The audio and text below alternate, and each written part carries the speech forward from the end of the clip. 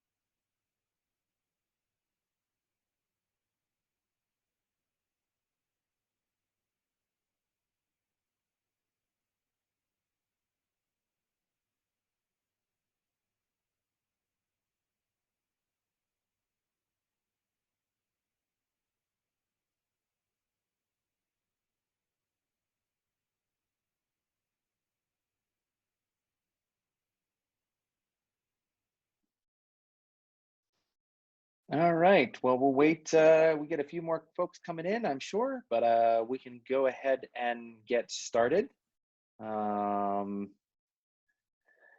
Welcome, everybody, to our second installment of Fascinating Futurisms. Tonight, I am joined by a wondrous and amazing Cherokee scholar and futurist and cyberpunk and a very good friend. He's been a longtime supporter of the work that we've done and that we've continued to do around futurisms. We tend to find ourselves on very similar panels.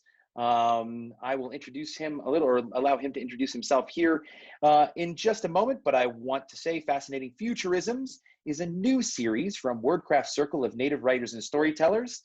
It involves discussing and conversing around Indigenous futurisms, which is the theory and the formalized version that is based on the work of Dr. Grace Dillon, Anishinaabe scholar from up north. I think she's at Portland State University, and the work that she has put together involving how Indigenous people exist in this universe, past universes, and especially future universes through literature, art, science fiction, culture, tradition, and everything in between. We want to give a big shout out to the National Endowment for the Humanities and the New Mexico Humanities Council for their gracious funding in allowing us to be able to launch this series. This is a brand new series that we're going to have on. Tonight, of course, we are live casting, but you can also find this on the recording as we are recording on our WordCraft Circle Facebook page, as well as our website, www.wordcraftcircle.org. I'm not going to go through the Facebook page. It's Facebook and the backslash and the WordCraft Circle stuff. So we are very excited with all of that aside to have you here. Welcome to Fascinating Futurisms with my incredible guest, Brian Hudson, Dr. Brian Hudson. Please join me in welcoming him. Dr. Hudson, introduce yourself to our wonderful crowd. Yes, yo, Tuiju, Unaguji Dawado. Hello, how are you? My name is Dr. Brian Hudson, but I tell all my students, please call me Brian. And yeah, Lee, you're the person that I want to have this discussion with right now about the future and the timing. I mean, I go to your comic book shop and have discussions with you all the time. It's great that we're able to record these. Yeah, I'm a citizen of the Cherokee Nation of Oklahoma, and I'm from Oklahoma. I got my doctorate from the University of Oklahoma in literary and cultural studies, and with a focus on Native literature and Native theory. And so when Indigenous futurism became a word that people used in 2012, I was just gobsmacked by the potential. You know, I started reading all the stuff I could find at the time. Yeah, I have a good story about running, you know, coming on to that, or someone handed me that book, right? The Grace Dillon's book. Because I had been researching Indigenous futurism before that, I just didn't have a language to, you know, put to it. And then when her book came out, yeah, I had a language to use. She's has really started something brilliant and borrowed from Afrofuturism, right? Borrowed from the theories of Afrofuturism. And yeah, I'm excited that you and I will be able to talk with her on the 24th. That is correct. That's coming up as well. That's through CNM. Yeah, we're going to have to come up with some really good questions because Grace is the most well-read Indigenous futurist I've ever known, and I think that there ever will be. Oh, absolutely. I find it very interesting because I think both you and I tend to, like, you know, I put out there, because of the work that we've been doing with the Indigenous Comic-Con and comic books in general, I consider myself more a pop culturist. But sort of got somehow dragged into Indigenous futurisms because, well, and because for me, I find the theoretical framework so, you know, so relevant, right? Like, I think that that's the part that is so keen for me, you know, in terms of the work that we do. But however, before we continue, because we have some new folks jumping on potentially, how Brian, do you define Indigenous futurisms from your perspective? So that's a big question. It is. You know, Grace does it beautifully in Walking the Clouds, right, where she coined the term. But since she coined the term in 2012, it has taken on so many more possibilities, right? And now that I teach digital storytelling, I'm thinking about all the different modalities that Indigenous futurism can flourish in, because I'm mainly like a writer of prose. You know, I publish short stories and that sort of thing. Although I want to get into doing more digital stuff because I teach it. But I would define it, I would say, as a process. I'm borrowing from Vine Deloria, how he defines sovereignty, right? Indigenous futurisms is a process. Yeah. Yeah.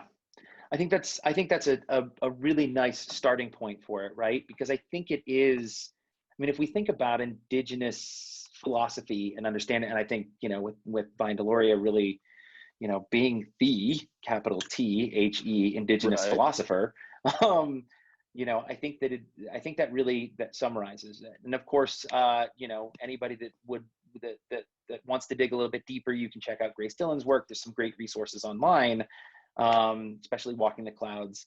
I think that part of that is that not only that process, but for me, that evolution, right? Is where, it's the concept of indigeneity, it's the concept of Native American identity that is an ongoing evolution that also projects itself into the future, right? So Yeah. and by its definition, it creates itself a multiverse, right? So because we're not simply existing, well, I get not simply, right? So we exist in the past, we exist as the concepts that have the mythology that's surrounded Native identity. We exist in the present as who we are as modern natives, and we continue on into a future understanding and a future dynamic. I don't know, how does that gel with you? I mean, it's beautiful. It's the continuity, right? It's not about thinking about, I don't know, just future technology, but how future technology can be developed by our own tribal nations and help to, to balance ourselves with other species. I'm fascinated in thinking about, how can my own tribe, Cherokee folks, create technology for the future that that helps us think about our relationships with other species. I mean, there's just so many possibilities.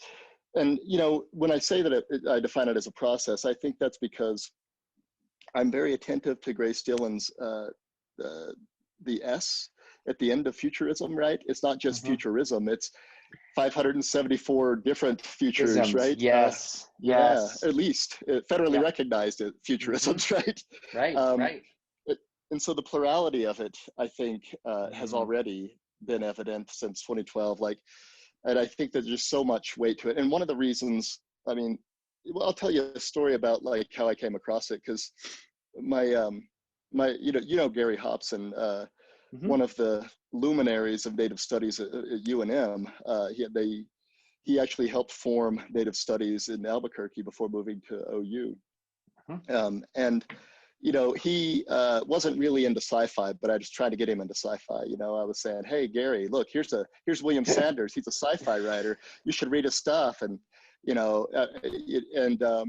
he knew I liked sci-fi. I actually did a directed reading with him about how Native folks were portrayed in mainstream sci-fi. But so when he got this book, because I think he was one of the readers for the press, he gave it to me, and I was just amazed that it was something that was even talked about. And one of the reasons I like to tell Grace that she beat me to this book, because I was working on my dissertation on animals and animal studies. And she had, obviously been working on this for a long time, but I started making a folder that I called Native Sci-Fi, and it had William Sanders in it. It had, Carter Rivard's Discovery of the New World, and that was it. Right. That was all I knew. And I was going to write a book. That was going to be my second book, and then my professor hands me Grace Dillon's book, and I was like, "Oh, it's already done." Well, that's cool. Less work for me to do. Right. But then I taught a class on it called Futuristic Indians, and I found a whole bunch of Native artists. That's when I ran into Roy Boney's work,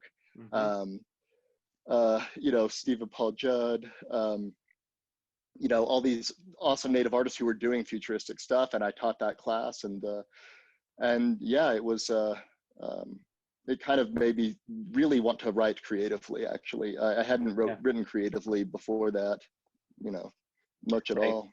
Yeah.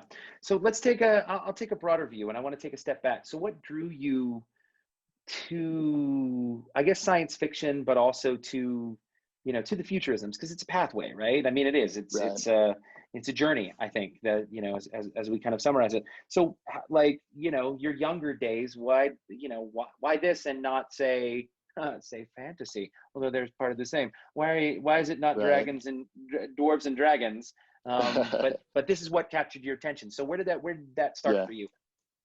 So I been a Tolkien fan since I was probably 13 or 14. So it was dragons and dwarves then. It was. That's how and I was a D&D player in high school. A big nerd, and I love that stuff. I was I knew all about medieval weaponry, more than anyone should know. And although with the pandemic, who knows, maybe this knowledge will come into use. Coming back. It's coming back. Right? You're good. but like that's what really captured my attention when I was young. And so then I read Tolkien's On Fairy Stories, where he describes how you should create a speculative world. And yeah, I was hooked. I did try writing fantasy when I was like, in my teens, and it was horrible. Because it was just like really schlocky, really just, stuff. I mean, I read a lot of like R.A. Salvatore and that sort of stuff, which is kind of very genre fiction stuff, which was great. I loved it.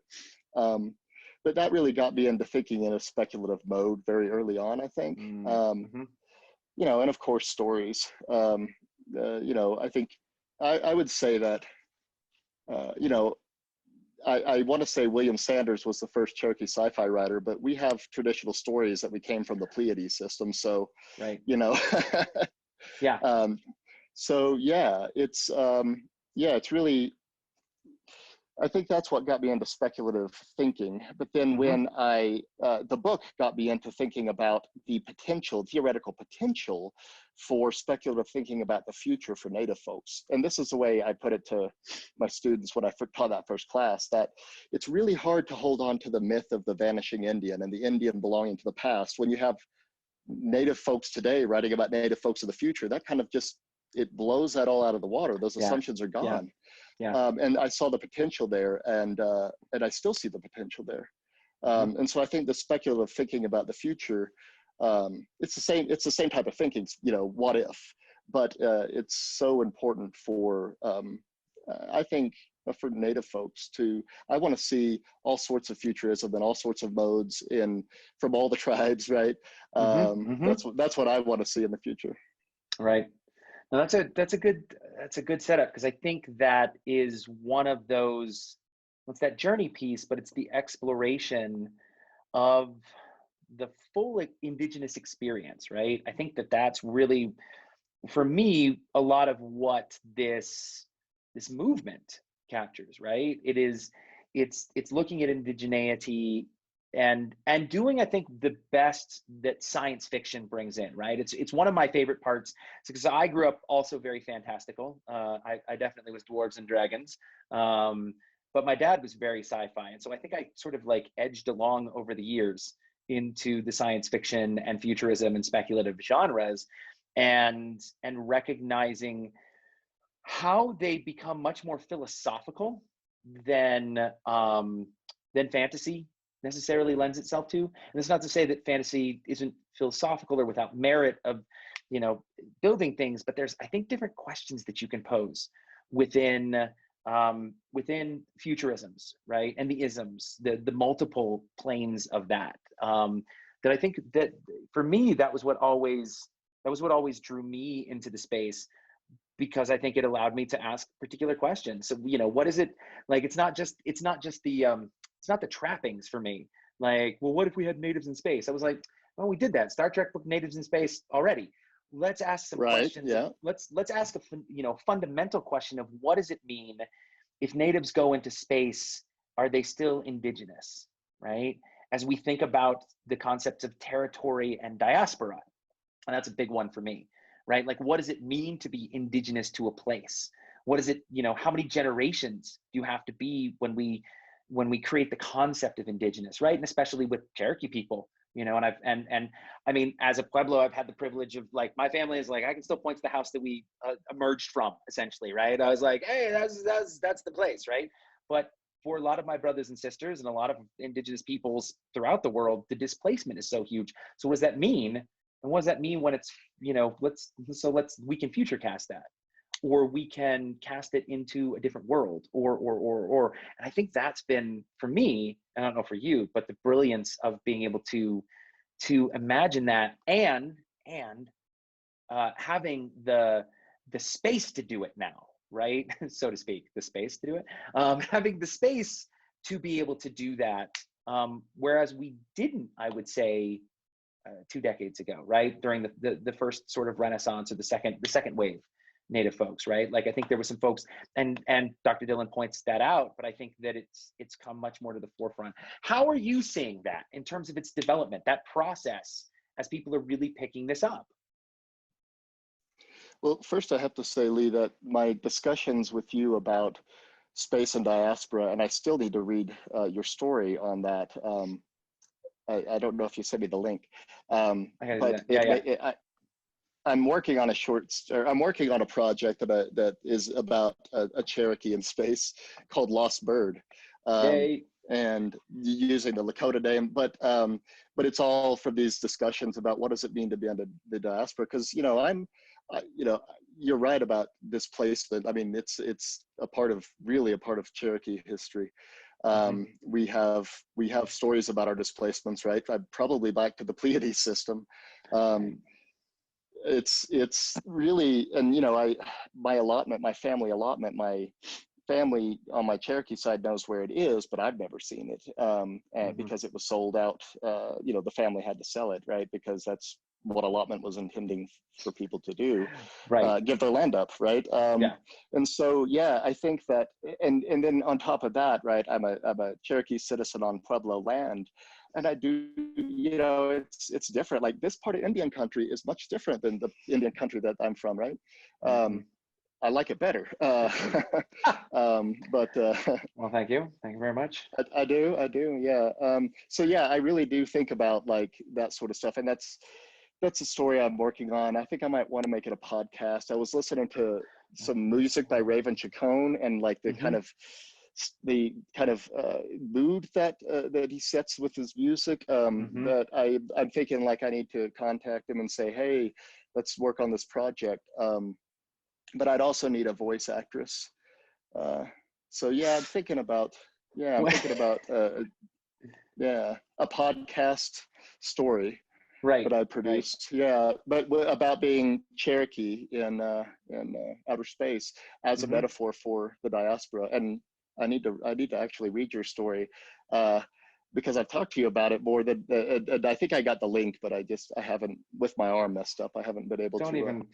Yeah, you need to heal, which again, for our latecomers, Brian is a little bit, is a little bit, how should we say, prone. Is it prone? You were pronated, I think, if you will, which is why we don't see his lovely face right now, but we are very excited to have him with us. We're very excited to have you with us here. So, and we have your lovely face, Lee, which I always love seeing. Thank you very much. I certainly appreciate it. I try to be as photogenic as possible. We have a brand new, working with brand new studio. We got a new lighting system coming in here as we're trying to upgrade. So it's, yeah, we're fancy natives up in this space.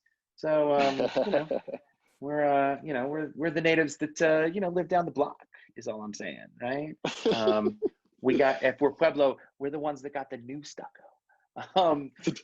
You're a little bougie, just a little bougie. Just a little bougie. We're a little bougie. We got the off-white stucco, if you know what I'm saying. There you go. Anyway, this reminds me of a meme that I saw, and it said if your ceiling looks like this and it had the popcorn ceiling, you don't need to worry about your taxes being raised. And I looked up in my ceiling, I'm like, yes. Yeah. Yeah, we had the popcorn ceiling when I was growing up. I also had the sparkle ceiling. So they used to put glitter up in the top. Nice. Which I want to say is probably why I'm really engaged in futurisms, right? I grew up under the stars. So no, I love it. I love it. I mean, I had a planetarium when I was 12, and I still wish I had that thing. It was just a piece of plastic with a bulb underneath it, right? But then you could get the overlays. Yeah. Yeah, and so I love that thing. Yeah. Well, and I think that connects to a lot of pieces because, and you said a couple of times of these traditional stories, right? So as we look at, we can look at Native literature as the written record, but it's not, and Dr. Dillon calls this out, and many, Native scholars have called this out. It's not initially that like where Indigenous futurisms began, right? Because we did have star stories throughout our folks. We had, these star journeys because, our people were already viewing the cosmos and chronicling the cosmos, and we're creating these influential narratives, right? So from my perspective, and I can't speak on a Cherokee perspective, but from my perspective, I feel like it's partly that Indigenous futurisms is built into our DNA. Like we have always been people of a future. We have always been, I mean, even if even if we talk about like unto the seventh generation, right? And we talk about our star stories of where we come from, and this, this idea of cyclical continuity, the cyclical or spiralized, right, continuity that we have in our universes, in our backgrounds, right? So, I mean, I would say from a Pueblo perspective, and I don't speak for all Pueblos, obviously, but from my upbringing and my raising, that it's there. It's kind of like it's buried deep inside, and almost sort of like, it's this idea that just like emerges of this beautiful future that we have. So I don't know. Do you feel that aligns in the Cherokee? Again, you don't speak for all Cherokee, of course, but in terms of Cherokee, right. Understandings and frameworks and philosophy, epistemology, ontology, etc. Yeah, first off, I love that this theory that you're formulating here. It's like future blood memory, right? This is Yeah, I didn't think I about. love Yeah, this idea. absolutely. That's Yeah, great. Yep. and with like epigenetics showing that trauma can be passed out in the blood and this sort of stuff, it's I'm open. My mind is open to that sort of stuff a lot more than it would have been. I think that if you put 7 Cherokees in a room, you're going to get 7 different opinions. So, of course. so this, yeah. So, and I've been making connections I'll point to particular, text because I really wasn't raised traditional. Like the way that I put it, like, so I did know about my Cherokee heritage, and I did like know about my history, but I didn't really learn the stories growing up. It was later when I started really, getting into my Cherokee roots and that sort of stuff. And like, I like to, sorry to Will Rogers, but I would say all I know about being Cherokee is what I read in the books, right? Right. That's I not mean, right. It's not right. It's not really true, but because I know plenty of Cherokee folks, but I would say I grew up very mixed blood, is how we would say it back home. And so I make these connections, after the fact, when I see, when I was thinking about what are the possibilities for Indigenous science fiction, then I would go back and read, like Turtle Island Liars Club, and Hastings Shade has, stories about being from the Pleiades system. And I would find all of like Roy Boney's work, which is very futuristic in some of his stuff. I mean, he does all sorts of speculative artwork. And I realized that the connections were there. So, I grew up religiously like Southern Baptist, and I don't think they thought about the future very much. Oh, different Maybe kind I'm of wrong. future, from what I gather. It's much different kind of future. Future. If I know my Southern Baptists, there's only one. Let's bring it back to Tolkien. One future to rule them all. One There's future one to bind them. That's about good. Yeah, that's about right. But I mean, yeah. So I would like to talk to like more Cherokee folks, and like get them in on the conversations, because I know what I know, but I didn't grow up with the stories like they did. Right. So yeah, I mean, maybe the future is traditional, right? Maybe that's the takeaway. Yeah. But yeah. Well, I think that's one of the things that's, that Grace brings out in the work, is that it is about, it's not only the cyclical thinking, but it's also the sustainability, right? This idea of the traditional, the stuff that we have in our past is also part of our future. And I think that's why it always appealed to me, and that's why it continues to appeal to me in terms of a theoretical framework. And I've been leaning on it a lot more from sort of an academic standpoint, because it seems to really encapsulate Indigenous philosophy more than anything else does, right? And it allows us to remove ourselves from the historicization that has taken place and the mythology of the native, right, in pop culture. So by pushing us forward and projecting into this new direction, we're able to tackle things like, one of the prime components of Indigenous futurisms is that Native people are already living in the post-apocalypse, right? This is our walking dead. Right. You know, and that is one Yeah. that's so, and yeah, and that was one of those ones that just like, you know, the you know, the mind blown Who emoji. who blogged that? That was Rising Baldy, I think that's right. Future Yeah. Rising Baldy. Yeah. Yeah, like when I read that, I was like, Futurism Bubble. oh, Yep. oh, this is amazing. And I told my Right. students the next day. Yeah. Yeah, because it flipped. I mean, that was where the, you know, the blow your head off emoji, you know, the Yeah. little bombing emoji hit me, because I was just like, mind completely blown. And Right. then that frames everything else, right? Because now if we think of native lit and indigenous literature as all post-apocalyptic, so no matter Right. what we're framing is all indigenous futurisms, Right. because Oh, I love, yeah. I never we thought about it exactly like that. that Wow. was, and that's where that Yeah. one, when I read that one, I was like, so James Welch and, you know, Yeah.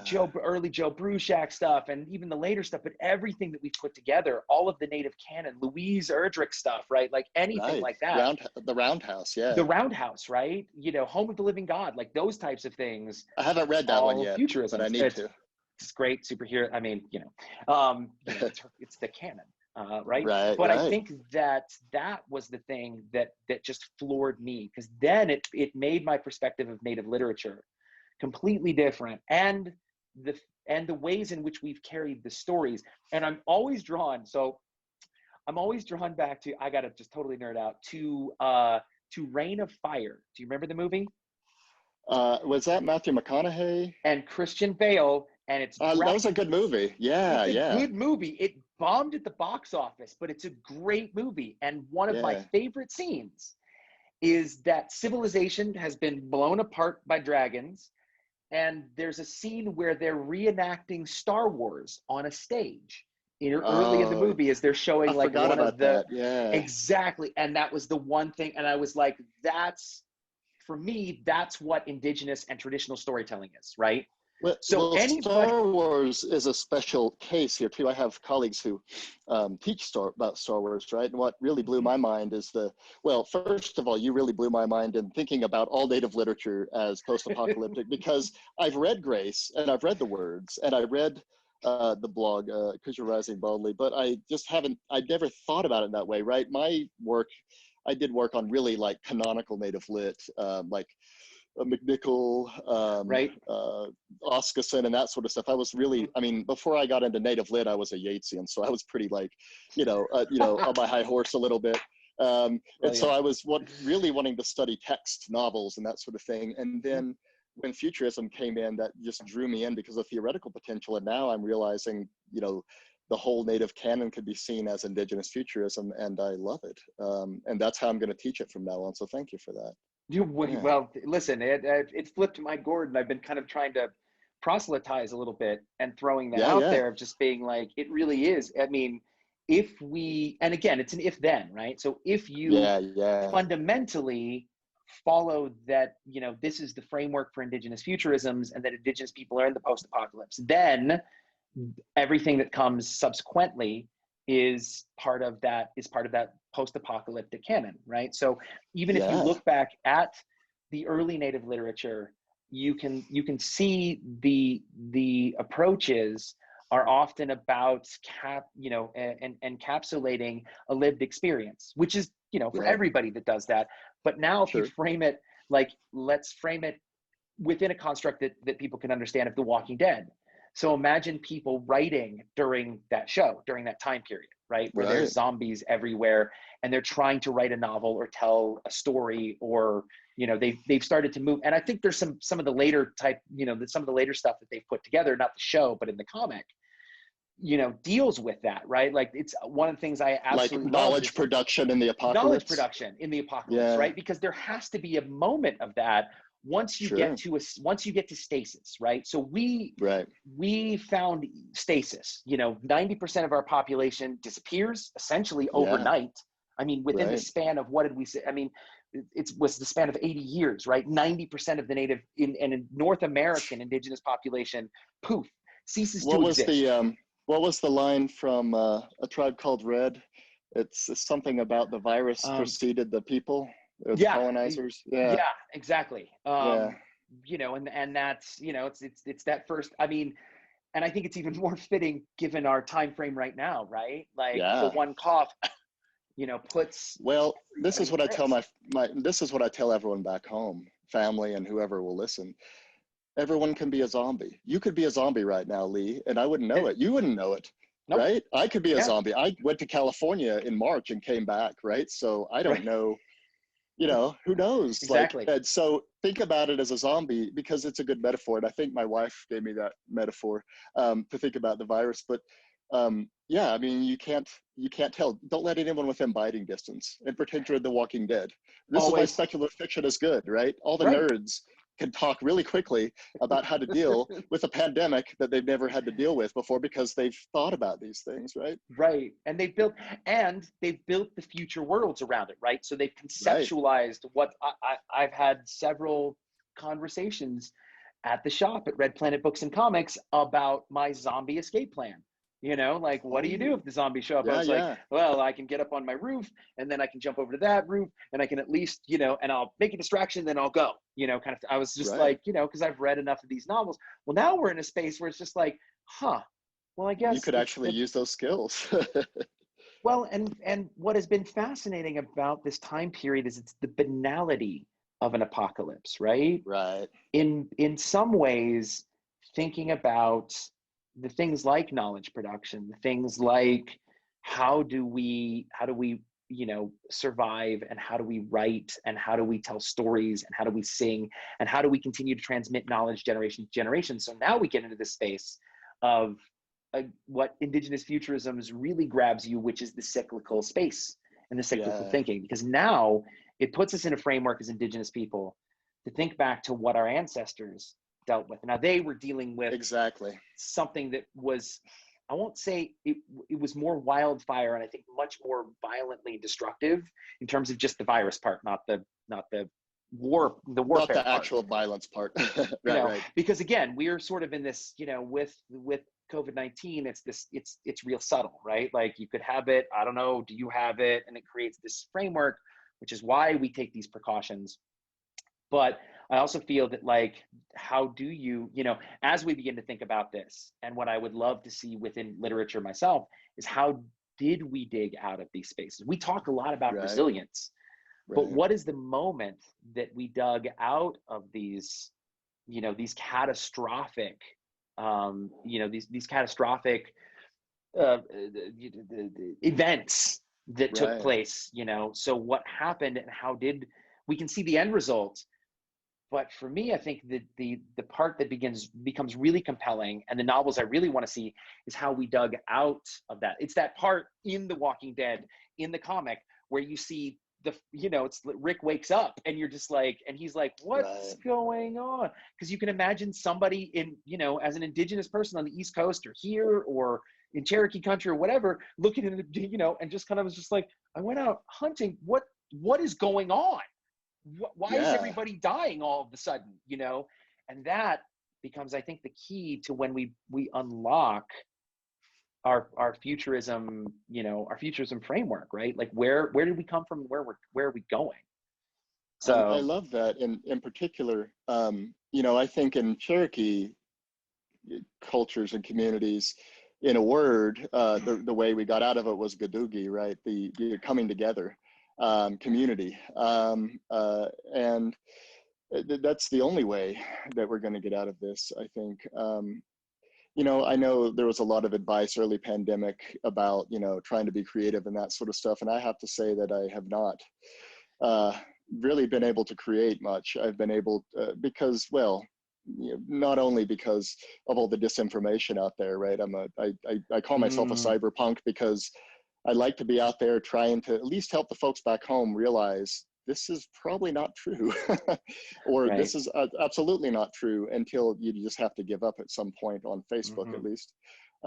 And so I think that coming together is like, I'm a very introverted person, except for when I go out to, like, go chat with you at your comic book shop, or go to, teach. Otherwise, I just stay home in the mountains.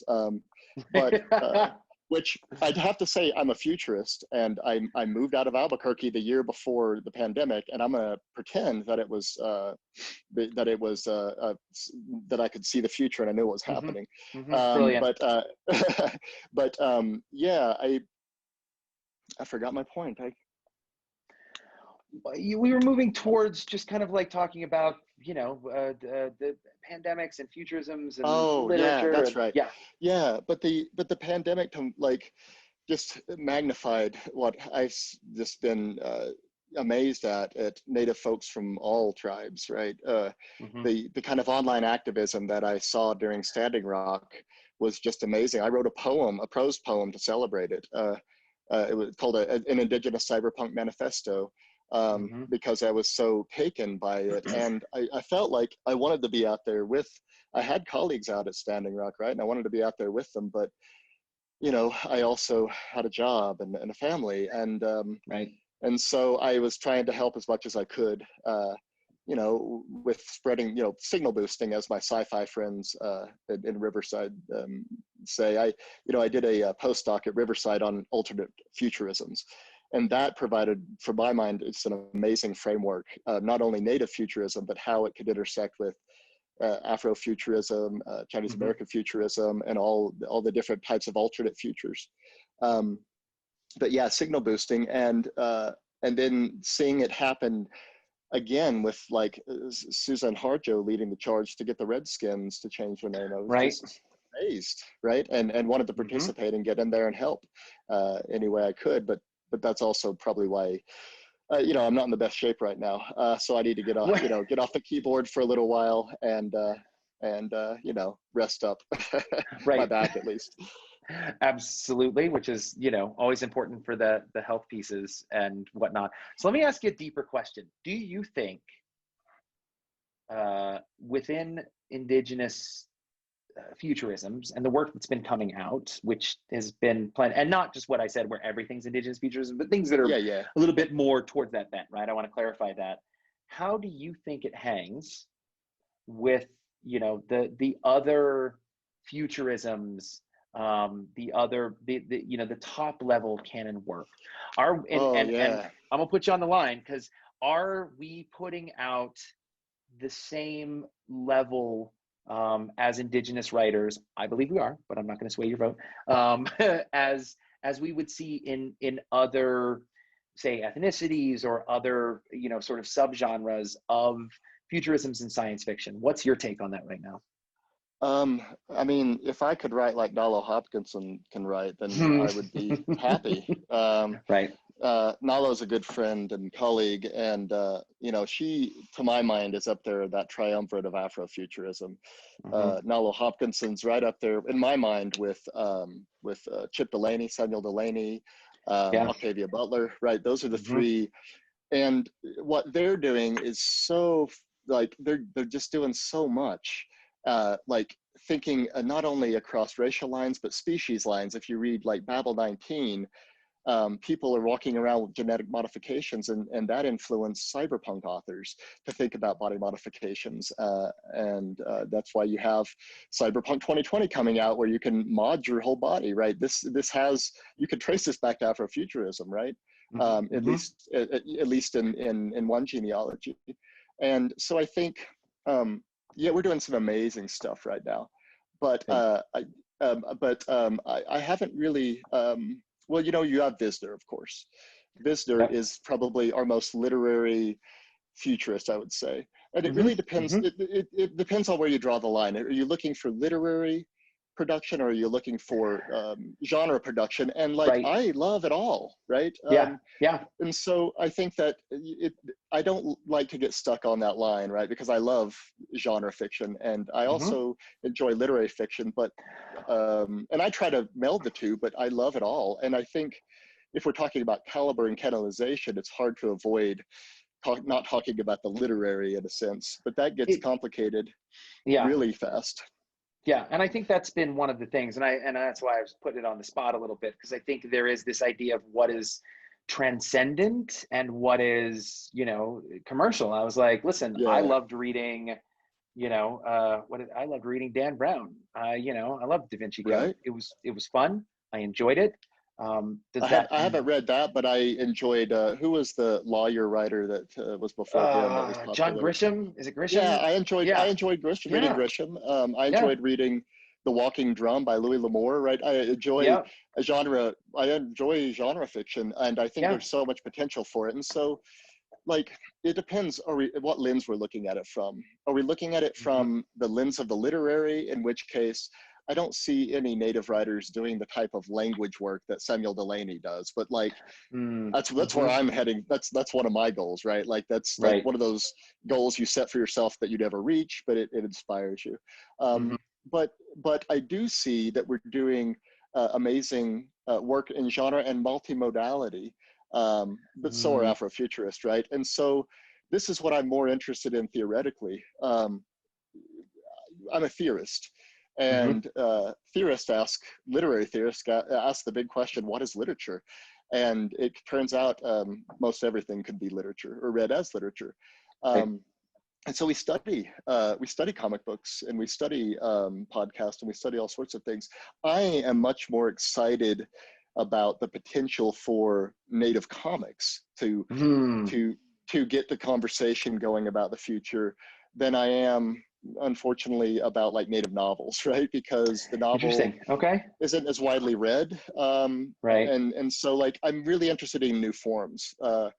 I'm really, I want to see native fictional podcasts about the future. That's what I'm Mm. thinking about writing. Hmm. Yep. Native music about the future, which I was just listening to by Raven Chacon, and Hmm. there are others. I think Exquisite Ghost. Native Yep. video games is something that I am like passionate about right now, and like it's Uh, so different than thinking about reading a novel, right? Because you're playing a game and you're learning what one theorist, Ian Bocos, called procedural rhetoric, right? You're right. learning how to do things, and this is what we need. One of my buddies back home, he's of Apache and Cherokee descent. He told me about this game, and he was like, "Man, you should play this game. It's like before colonization." And I was like, "Uh-oh, what is it?" I'm worried about, like, yeah. But it was cool though. Like, I think it was called Horizon Zero Dawn, and it wasn't Yes. native at all, right? It No. was like Yep. indigenous Irish folk is what they look like to me, like Yep. Europeans, and like using bows and and I got into this game, and I'm like, now I'm wanting to like go like make my own bow, and I go to the Cherokee Nation holiday Hmm. and watch videos of like or elder bow makers, and I'm like, this video game made me want to like go make a bow, and um, Made me want to go it's collect plants and make some right, healing right, salves. Right. I was like, cool. I can yeah. do that. You know. So I'm much more excited about the possibility of these new modalities, Mm. just because of the mass appeal. But also, it's not only mass appeal; it's more, more people will engage with it than will read a novel. Although I love indigenous sci-fi novels. Like, I just ordered a physical copy of Riding the Trail of Tears by Blake Houseman because Oh, nice. um, Okay. I only had a digital version of it, and I wanted a physical copy to reread. Hmm. But these different modalities, games, video games in particular, is what I'm obsessed with right now. Right. Music, even board games. Right, there are native board. I think I can't pronounce it. It starts with an E, but it's created by a native guy. Yeah. So that would be, and that's I think the role playing game. That's Edragor. Yeah, yeah, it's Yep. like D&D, but like Yep. created for native folks. And I'm Yeah. like, this is amazing. Like, how can we talk about the future with all these Yeah. through all these different formats? Yeah. Yeah, and I think it's really interesting because there's a lot more that's developing out of that. Um, there's a fella that I met, also Cherokee, is developing a new role playing game called what is it called? Hold on, I've got it over here. Coyote and Crow. Um, What? Why did I not yeah, know this it's already? oh, I got you, man. I got you coming up because that's one of the things that like that I've been looking at is how do we slot in all these spaces, and a lot of it tends to revolve around the futurisms, because what I think, if I recall, the framework is that colonization doesn't happen, right? And so what happens to the Ah, folks? How do we project out oh. in alt verse, right? So it's essentially the what if. Well, I think this is that's crazy, Lee, because my middle school teacher, who follows me on Facebook, like, asked me about cool. this. Like, have you ever read indigenous sci-fi where that particular scenario, colonization doesn't happen. And I'm like, well, William Sanders wrote Journey to Fusang, in which we were colonized by different powers. I think like the Chinese and Germans, I think. No, I can't remember. I have to reread that. Yeah, I gotta go back and look at it. Yeah.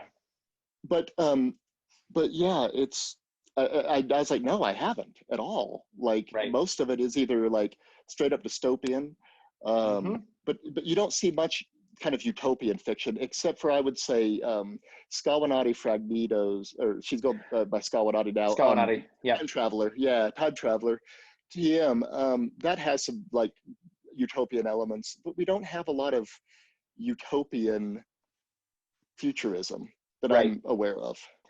There's some developing. I mean, not to, you know, I mean, I'll sort of pat myself. There's things that I write. I've written several modules for role-playing games, and I think that that's one of the things that I've always tried to influence, is that the native folks are utopic and everything around is dystopia, right? So it's not this, because one of the things that's interesting about the concept of the full circle within indigenous futurisms is that natives are going back to utopia prior to colonization. And again, that's not to say that there wasn't strife and conflict and anything else, but it's sort of this, it's that cyclical movement, because when you look at Western literature and the parallels in that, the Western literature always talks about how utopia, you know, dystopia is disguised as utopia, right?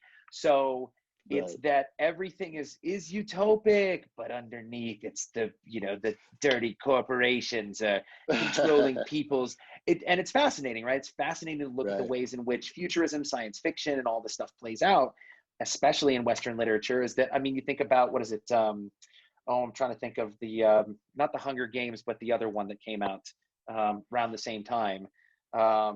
Maze Runner, same kind of thing, right? It's this idea. Oh yeah, like, I did watch that. Yeah. You know, and it's this similar concept, and oftentimes, again, I think you hit it right on, is, you know, with Gadugi, you know, and as you know, like you know, as we say, you know, Hanu, like people in Laguna, right? So like this idea of Ishke Hanu, you know, this idea of one people, right? That it's the idea is that the community is going to come together within indigenous frameworks, and that's that philosophical underpinning that we get within futurisms that, you know, that Grace has laid out, that's, you know, that I think a lot of folks are building on. And when we see that, I think it's that sort of litmus of you know, that indigeneity and that indigenous utopia, right? The utopia doesn't have to necessarily mean that you're not still being chased by zombies or anything else, but that it's about the community, right? And that ties us back into our traditions. Well, this is, so first of all, Lee, I want to amend my definition of indigenous futurism. I want to add another word now. I love it. Indigenous futurism is a cyclical process. Nice. Because I feel you on how you're describing, you know, coming back around again. And the second thing that I was going to say, and now I forgot. Sorry, it must be the pain meds. You're pronated, and we're so glad you're here for that. So, you know, I'm sorry. I didn't remember now.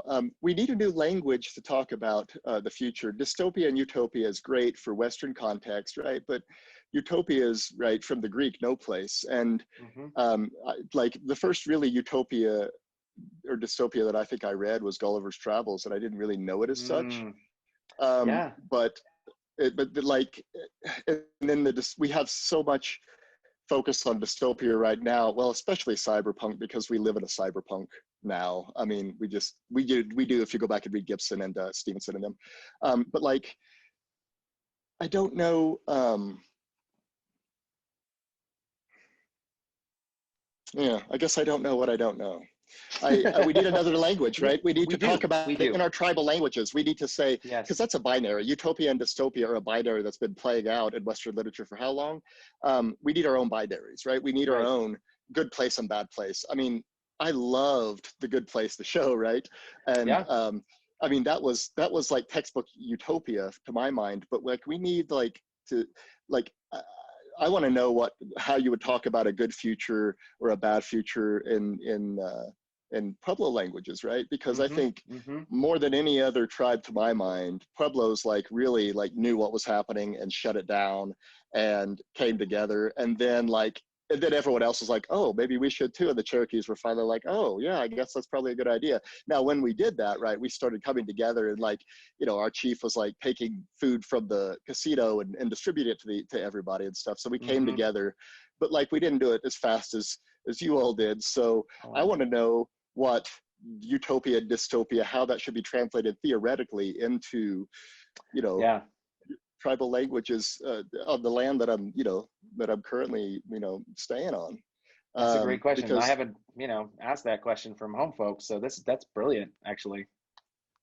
I Yeah. thank you. I've I don't, I want to be able to talk about the future in Cherokee. I'm not that fluent. I studied Cherokee for about 3 years in college, and speak it a little bit. Mainly I could get into trouble, but that's about it. right. But like I want to learn the language so I can learn how to talk about the future in my language, right? Yeah. That's what I want to be excited about. That's the type of theoretical promise that Yep. when I first came into Indigenous futurism as a concept, that's what I started thinking about. Like, Right. how can I think about the future in Cherokee? Mm-hmm. Um, Mm-hmm. and so, yeah, I think that we In need new Cherokee. Yeah. languages. Yeah. Yeah. And I think that's a great point and a great summary as we think about how important traditional languages are. It's not just creating the sort of the output, right? But the idea of the input, right? This because traditional languages incorporate so much more than is, sort on the surface, right? I think there's a piece to that that's really I think that's really key and compelling. That's really great. I'm gonna have to go ask and figure that out with some of my folks at home. So um, I need to do the same thing. I just right? I haven't had time to really study my own language. I mean, Yeah, with everything happening, and I have to keep up to date on stuff to know that the folks at home are okay, my students are okay. of course. I can't really because I started the Cherokee Nation offers free language to everybody on the Yeah, website. Whoever, and so I've started classes several times to try to get better. But this time I was actually thought I was going to do it, and then the pandemic hit. yeah. And I thought, oh, I'll have a lot more time, and that was not the case. But like Nope. our languages are part of that process. Like Yeah, Indigenous futurism is a cyclical process, and our languages are key to that cyclical process, I believe. yeah. I think that's great. All right, so we'd like to open this up. If anyone in our cyberverse has any questions for Brian, please, you can type in the box. You can pop up on your video. You're welcome to pop in. We'll kind of leave that open as we got a few minutes left. We can ask a couple of questions. Anybody have any out there in the world? If you could read them from the chat, I can't. I'm just on my phone, so I can't really see No, the I'm just chat. going to make you think about them and hope you get them right. I'm gonna telepathy. Like if you think that I'm such a good Exactly. cyberpunk that I can telepathically get the questions from my phone. I love it. I love it. I It's haven't brilliant. interfaced that much. It's brilliant. Well, if people are thinking some things, we'll let you pop them into the chat, or you can pop up on video. But I'll ask a question because I want to Yeah. know what what do you, as I always got to ask as a bookseller and a literary guy, what are you recommending right now, right here, that people got to read for Indigenous futurisms, not just in general, obviously? Yeah. Right. Well, that's all I read anymore. Okay, good. Because it's the only stuff worth reading, to be honest. Sure. Grace Dillon's Walking the Clouds is Yeah. obviously amazing. I know that a lot of folks here have some problems with the who is the author, Black Horse or Roan Horse, Rebecca? Roan Horse. I'm sorry. Yeah. Yeah, No, Rebecca. it's okay. I know Rebecca, but I know that there's some people here who have some problems with Rebecca Roan Horse's work because of the stories she's telling. But I would say that Welcome to Your Virtual Indian Experience is a Yeah. safe read. And Yeah, so I agree. so it's not borrowing anything. It's not. No. So, and that's another really a big issue that we need to talk about, I think, at a separate panel about what counts as appropriation. And because Right. these are the theoretical discussions that if we don't have between ourselves, then we're not going to be able to build that network we need for the future, right? Or rebuild it, as the case Yeah. is, or continue to build it. I don't know. Yeah. Yeah. And I think that I will absolutely concur with the welcome to your authentic Indian experience, because I think that that one does exactly what futurisms and science fiction are supposed to do, which is it creates a theoretical framework that leaves you really thinking in a way that that you got to dig deep into. Like, what does it mean? What does the concept of transference mean? How does appropriation work? Which I Right. find very interesting in terms of what she's embroiled in. And, you all can, Sure. we're not going Sure. to get into that now because we only got like a couple minutes left, but Right. y'all Right. can look it up and figure out for yourselves as an audience out there. But I think it's fascinating in terms of that. And we have links in the panel description, so you can check out Walking the Clouds at Red Planet Books and Comics, and then Rebecca Rona Horses from Apex Magazine, Welcome to Your Authentic Indian Experience. I think those are both really good to check out. And I think the cool thing about Walking the Clouds is that, Grace points out other readings, right? Like it's Oh, a yeah. theoretical anthology, Yeah. in essence, right? It's the first anthology of Indigenous futurism. Exactly. Absolutely. Yeah. And, not just, I don't know that anybody has ever collected native speculation about the future in Mm-hmm. one place. Right. And maybe now that I think about that, maybe we should think about collecting it in disaggregated networks. Maybe that's a better thing for the future. But I'm thinking about, Grace is just a font of Indigenous futurism, right? I met her in Albuquerque, and I actually, we just talked back and forth for like over ginger ale for hours about the Indigenous futurism we read, and we're Mm-hmm. swapping, and most of it, she just is amazing, and that It comes is. through in her book. Yeah. Yep. Well, my friend, I think we've reached the end of our line for right here, but not the end of the line, because with Indigenous futurisms, it's an ongoing cyclical process, and we have great, bright, and amazing futurisms and futures to look forward to. So I want to thank you so much for joining me, my friend. You can find, Brian, you can find some of your work online, correct? There's some places we can look at? Sure. Yeah. So on my website, briankhudson.com, you can read my novelette, Digital Medicine, for free. It's about a young Cherokee woman who teaches her elder how to hack computers in the late 90s. It's one of my favorite stories. Oh, thank you. I very much enjoy it. So you can check that here in the chat. You can find more of his work. He's got more writing to do, and hopefully, Brian, you are on the mend. Thank you all for joining us this evening, everyone. We want to give a big shout out once again to the National Endowment for the Humanities and the New Mexico Humanities Council for their gracious funding for allowing us to start this great series called Fascinating Futurisms, here from WordCraft Circle of Native Writers and Storytellers. We are a 30-year-old organization that was founded by my father, Lee Francis III, to support the works and words of Native writers and storytellers, and to ensure that their voices are heard throughout the world, past, present, and future. We've got 3 more of these that are coming up. One featuring yours truly, and someone's going to interview me, which is going to be really fun. We have Dr. Elizabeth LaPonce. She is going to be joining us. She is Grace Dillon's daughter, so she is one of the premier Native game makers. So speaking of games, If and not we the also, premier. if not the premier, like I was like the person that's made the games, and we are going to be joined. We have of course Brian, and we have Dr. Harjo, who's going to be joining us next week to be talking about Indigenous futures through planning. Urban planning and community planning as well, with her background. So we want to thank you so much. You can check us out at www.wordcraftcircle.org. All of our upcoming things, you can check them out on Facebook, our Facebook page, WordCraft Circle. I think it's like the / with WordCraft Circle. You can check us out there. Thank you, everyone, so much for joining us tonight. Thank you, Brian Hudson, for joining us as well. And please heal rapidly. And I look forward to seeing you back in the shop again. So thanks again for joining me. Thank you so much, Lee. Yeah, Thank you, and everybody. I'll tell you Oh, about bye in Cherokee because it doesn't really mean bye. It's cyclical. It means let's see each other again. So dodada go hunt ye, nagada, dodada go hunt ye, everybody. all right. Thank you, everybody, for joining us. Have yourselves a wonderful evening, and we'll see you next week. Take care.